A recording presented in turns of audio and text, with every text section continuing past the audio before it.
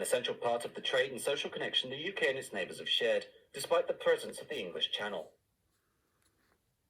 Before the opening of the Channel Tunnel in 1994, crossing the Channel was achieved through a series of ferry boats, but with the introduction of rail travel in the 1800s, attempts were also made to allow for the shipping of both freight and passenger trains across the water between Britain and France, intending to reduce journey times and remove the inconvenience of changing transport modes.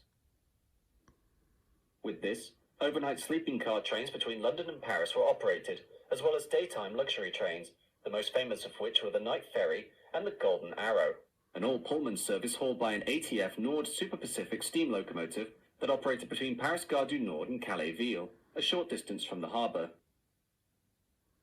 The Flèche d'Or was, much like the Southern boat train, a major success, and in order to allow for uninterrupted luxury travel throughout, 5 days later, on May 5th, the Southern officially introduced the Golden Arrow, which left London Victoria at 11 a.m, bound for Dover in the near continent, with a single fare ticket costing £6.10, or approximately £700 in 2020.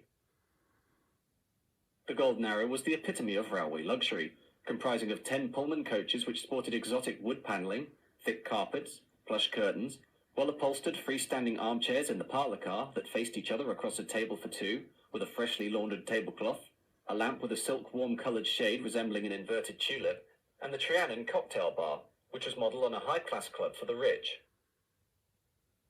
The Golden Arrow also featured the world's first public address system on a train, which informed passengers in both French and English, as well as being fitted with electric lighting, steam heating, and air conditioning.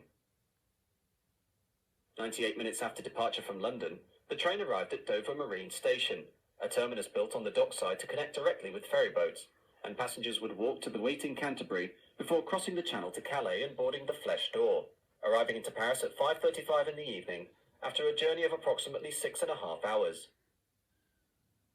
Sadly, within only 2 years, it was apparent that the Golden Arrow as an exclusive first-class only operation was economically unviable, especially following the Wall Street crash. International de Wagon-Lits, or CIWL, the same company that ran the Orient Express, to provide overnight trains between London Victoria and Paris, with motive power provided by the Southern Railway of England and the Northern Railway Company of France, later SNCF, although CIWL owned the coaching stock.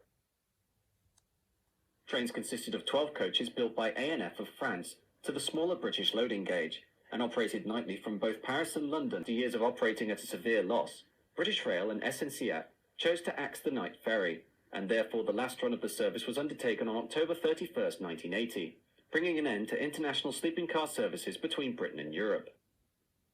Today, no proposals have been made to reintroduce a sleeping car service to the likes of the revived Orient Express charter train.